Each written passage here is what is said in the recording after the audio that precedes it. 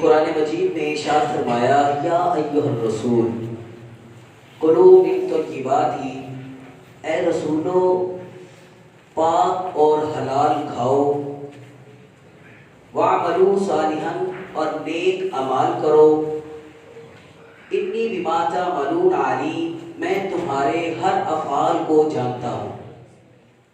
نبی کریم صلی اللہ علیہ وسلم نے ارشاد فرمایا، آج کا کیونکہ ہمارا ٹاپک جو ہے وہ ماں کی ذمہ داری کیا ہے، اسی مناسب سے میں اس عنوان کو یہ دوسری جانب پھیر رہا ہوں۔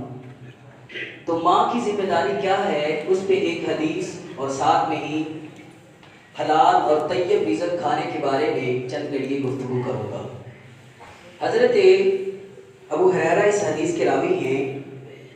نبی کریم صلی اللہ علیہ وسلم نے ارشاد فرمایا، ادبوا اولادکم ثلاث خصال، اپنی اولاد کو 3 چیزوں کی محبت سکھاؤ۔ حب نبیکم، اپنے نبی کی محبت سکھاؤ، وحب اہل بیتہ، اہل بیت کی محبت سکھاؤ، وقراءۃ القرآن اور قرآن کی تلاوت سکھاؤ۔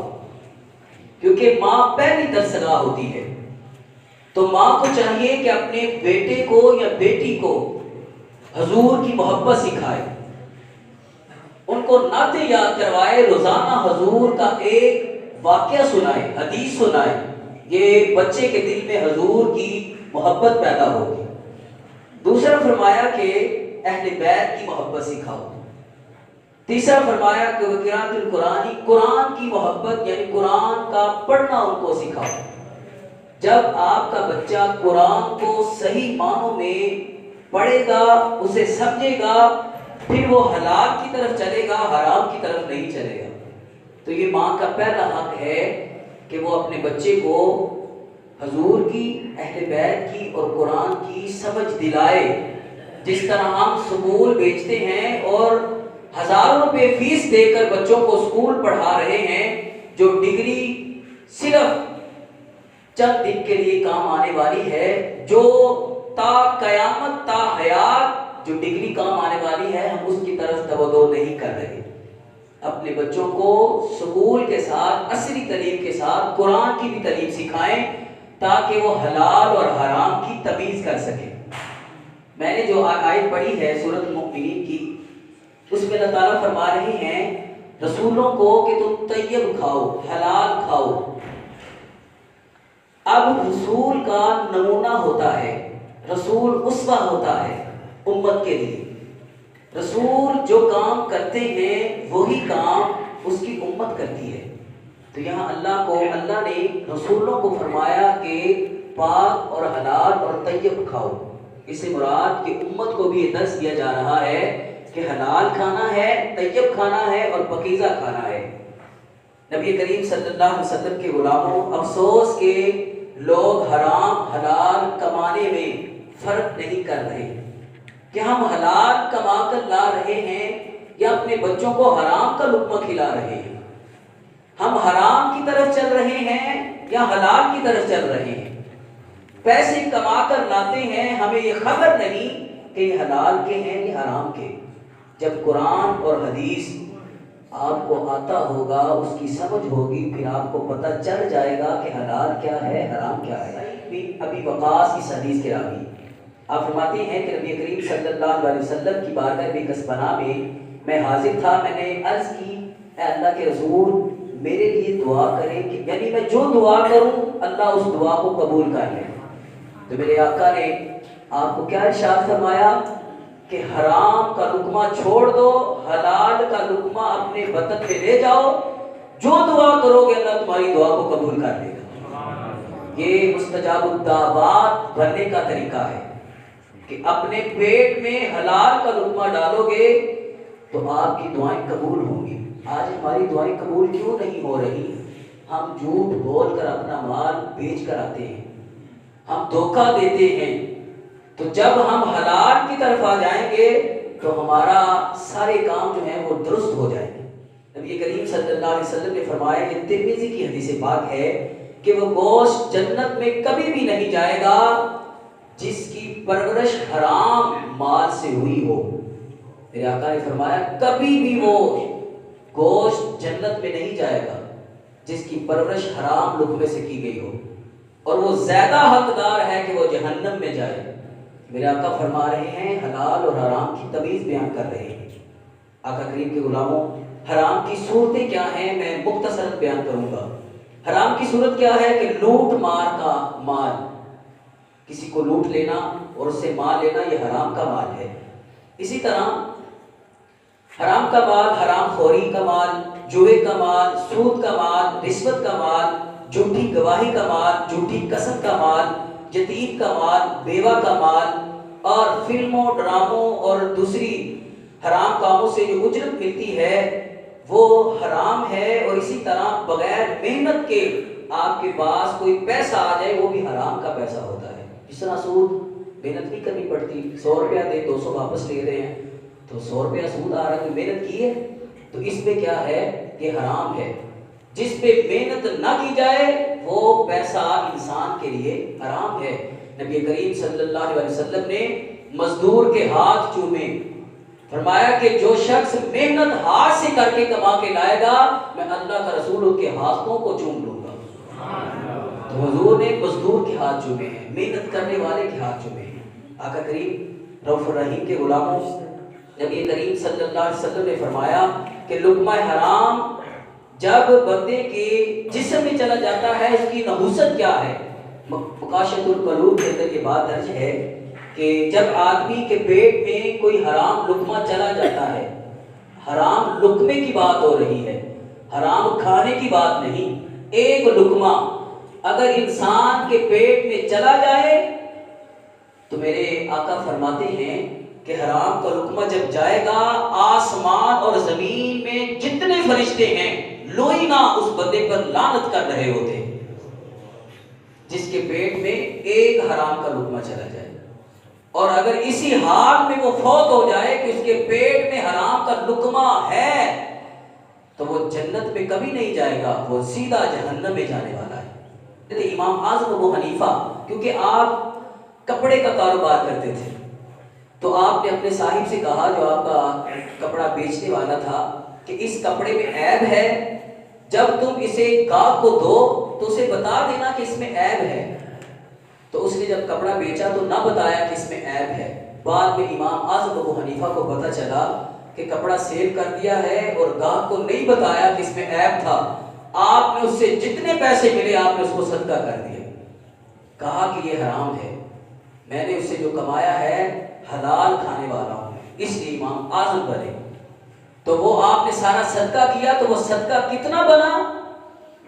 اللہ اکبر، ایسے امام ہیں ہمارے، 60,000 درہم جو ہے وہ صدقہ بنا، آپ نے وہ صدقہ کر دیا، کہا کہ یہ میرے لیے جائز نہیں۔ نبی کریم صلی اللہ علیہ وسلم نے فرمایا جب بیع اور مشتری یعنی سامان لینے والا اور خریدنے والا آپس میں جھوٹ نہیں بولیں گے تو اس مال میں برکت آ جائے گی، اگر وہ جھوٹ بول کر لیں گے تو اس مال میں برکت نہیں ہوگی۔ تو آج دیکھ لیں ایسے چل رہا ہے، ہم اپنا مال بیچ رہے ہیں اور کیسے بیچ رہے ہیں، ہمیں اس پر غور و فکر کرنی چاہیے۔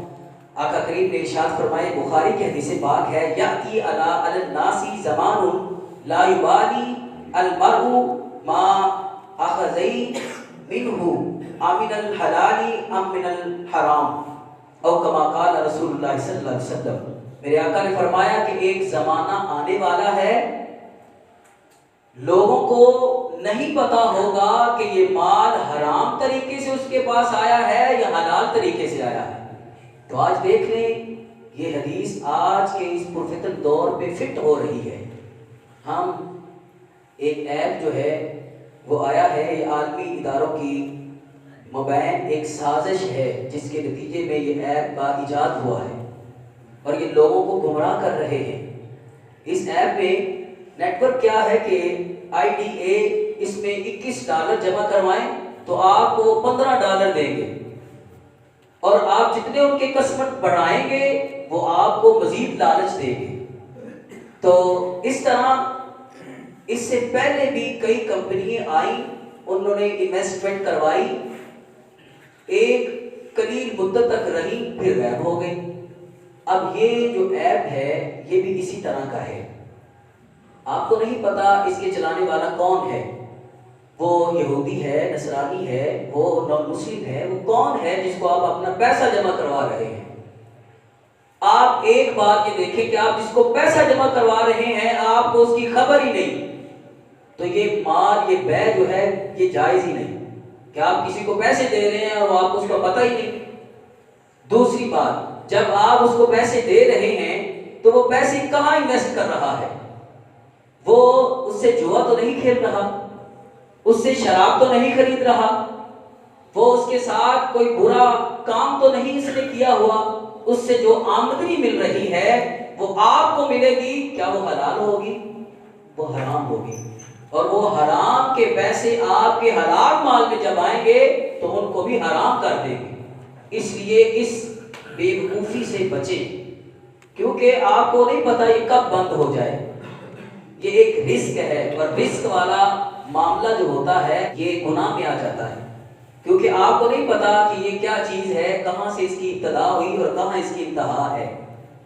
اور یہ جو پیسے ہم انویسٹ کر رہے ہیں ان پیسوں سے وہ کون سا کاروبار کر رہا ہے، اور پھر دیکھیں کلک کرتے جائیں اور آپ کے اکاؤنٹ میں وہ ڈالرز بڑھتے جائیں گے، تو یہ بغیر محنت کے آپ پیسے کما رہے ہیں، تو یہ جائز نہیں، یہ ناجائز ہے۔ اس لیے ایسے ایپ سے اپنے آپ کو محفوظ کر لیں۔ نبی کریم صلی اللہ علیہ وسلم نے ارشاد فرمایا کہ لا يدخل الجنت غذائی بالحرامی، جس کے پیٹ میں حرام کا لقمہ چلا گیا وہ جنت میں داخل نہیں ہوگا۔ تو اس ایپ سے بچیں اور حلال رزق جو ہے وہ کمائیں۔ حلال کا تھوڑا ہوگا لیکن اس میں برکت ہوگی۔ اگر وہ مال آپ کے پاس رہا، انتقال کر گئے، وہ مال آپ کے لیے کل قیامت کے دن عذاب جو ہے وہ بننے کا وہ مستحق ہو سکتا ہے، اس عذاب میں داخل ہو سکتا ہے۔ تو آپ اپنی لیے بھی بخشش کا سما کریں، اپنی اولاد کے لیے بخشش کا سما کریں۔ میں نے جمعے پہ ایک بات آپ کی گوش گزار کی تھی، حضرت علی شیر خدا کرم اللہ وجہ الکریم کو حضرت فاطمہ زہرا نے 8 دنوں میں 6 اشرفیے درہم دیے۔ تو وہ بازار گئے تو ایک بزرگ ملا، تو اس نے کہا میں نے کچھ نہیں کھایا، کچھ پیا نہیں، یہ مجھے دے دے۔ تو حضرت علی نے ساری اشرفی اسے دے دی، پاس کچھ بھی نہیں، گھر سے سودا سلف لینے کے لیے گئے ہیں۔ جب آپ کو خیال آیا کہ میری زوجہ حضرت فاطمہ زہرا نے مجھے سامان لینے کے لیے بھیجا ہے، اب پاس پیسہ نہیں۔ جب واپس کا رخ کیا تو ایک نوجوان آیا، اس نے کہا کہ یا علی میں آپ کو یہ اونٹ سیل کرنا چاہتا ہوں۔ انہوں نے کہا میرے پاس تو پیسے ہی نہیں۔ انہوں نے کہا میں ذرا مدینہ سے باہر جانے والا ہوں، میں کوئی عادل شخص دیکھ رہا تھا جسے میں لے جاؤں، وہ بیچ دے، بعد میں اس سے پیسے لے لوں، تو آپ اسے بیچ دیجیے گا، بعد میں آپ سے پیسے لے لوں گا۔ تو حضرت علی نے اسے بیچ دیا، تو اس کی کافی رقم آپ کو ملی، 160 دینار آپ کو ملے۔ تو اس نے کہا تھا 100 کا بیچنا ہے، 100 روپے آپ نے اس کا الگ رکھا، 60 دینار آپ نے الگ رکھے، اس میں سے آپ نے 6 دینار کا سودا سلف لیا۔ آپ جب گھر آئے تو حضرت فاطمہ زہرا نے پہلا سوال یہ کیا، کیونکہ آج کا ہمارا ٹاپک ہے ماں کی ذمہ داری کیا ہے۔ پہلا سوال یہ کیا، یا علی آپ میرے سر کے سائیں ہیں، لیکن میں نے اپنی اولاد کو حلال کھلانا ہے، میں نے آپ کو 6 دینار دیے تھے، آپ اتنے زیادہ دینار بھی لے کر آ گئے ہیں اور سامان بھی لے کر آ گئے۔ تو انہوں نے پھر سارا ماجرا سنایا، تو کہا کہ یہ ماجرا آپ نبی کریم صلی اللہ علیہ وسلم کو بھی سنا کر ہے۔ جب آپ وہاں گئے تو آقا کریم نے ارشاد فرمایا اے علی میں بتاؤں یا تم بتاؤ گے؟ تو حضرت علی شیر خدا کرم اللہ وجہ الکریم نے عرض کی یا رسول اللہ صلی اللہ علیہ وسلم یہ مجھے سمجھ نہیں آئی کہ واقعہ کیسے پیش آیا۔ تو میرے آقا نے فرمایا جو خریدنے والا تھا، جو لینے والا تھا، کوئی عام شخص نہیں تھا، ایک جبرائیل تھا، ایک میکائیل تھا۔ جبرائیل نے تمہیں اونٹ دیا، میکائیل نے خرید لیا، جو اللہ نے نفع دیا وہ رب جلیل تھا۔ تو اس رب جلیل نے کہا دیکھا میری بیٹی فاطمہ کے حلال مال کی برکت، 6 دینار تمہیں دیے تھے، 60 دینار تم واپس لے کر آئے ہو۔ تو حلال مال میں کیا ہے؟ برکت ہے۔ حلال مال اللہ تعالیٰ اس میں اضافہ کر دیتے ہیں۔ تو اس لیے ہمیں چاہیے کہ ہم حلال مال کی طرف جائیں۔ تو اقبال کا قلم اٹھا، اقبال نے کہا خدا کو بھول گئے لوگ فکر روزی میں، خدا کو بھول گئے لوگ فکر روزی میں، خیال رزق کا ہے رازق کا خیال ہی نہیں۔ ہمیں خیال رزق کا ہے، رازق جو دینے والا ہے اس کا خیال ہی نہیں کہ ہم حلال کما رہے ہیں یا حرام کما رہے ہیں۔ اس لیے میں یہ عرض گزاری کر رہا ہوں کہ اس ایپ سے اپنے آپ کو بھی محفوظ رکھیں اور اپنے دوستوں کو بھی اس کے بارے میں تلقین کریں کہ یہ کام صحیح نہیں۔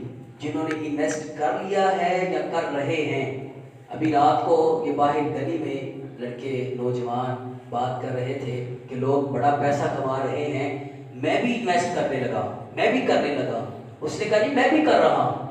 تو میں نے پھر یہ ذہن بنایا کہ صبح کی ہماری جو ٹاپک ہے وہ والدین کی ذمہ داری ہے۔ تو آپ میں سے والدین بھی بیٹھے ہیں، آپ کے بچے ہی یہ کام کر رہے ہیں، تو آپ کی ذمہ داری ہے کہ آپ ان کو روکیں کہ بیٹا ہم نے حلال مال کھانا ہے، ہم نے حرام نہیں کھانا۔ حلال کم کھا لیں گے وہ بہتر ہے، بھوکے سو جائیں گے وہ بہتر ہے۔ حرام کا لقمہ ہم نے اپنے بدن میں نہیں لینا، نہ تمہیں کھلانا ہے نہ ہم نے کھانا ہے۔ تو تھوڑا کھا لیں لیکن حلال کا کھا لیں۔ کل قیامت کے دن یہ مال جو ہے یہ سانپ بنا کر اور آگ بنا کر توق آپ کے گلوں میں ڈالے جائیں گے۔ مال کے بارے میں پوچھا جائے گا، اولاد کے بارے میں پوچھا جائے گا۔ اس لیے جس کے بارے میں سوال کیا جانا ہو اس کے بارے میں انسان کو سوچنا چاہیے۔ جب ایگزامینر ہال میں جاتے ہیں تو سوال دیکھ کر پریشان ہو جاتے ہیں کہ اس کا جواب کیا ہے۔ اگر اس سوال کا جواب آپ نے یاد کیا ہوگا تو آپ کبھی بھی وہاں ناکام نہیں ہوں گے۔ حسن عمل سے زندگی کو اپنی کو سجائیں اور عمل صالح کریں اور نیک حلال رزق کما کے کھائیں اور کھلائیں، کیونکہ کل اللہ تعالیٰ اس کے بارے میں سوال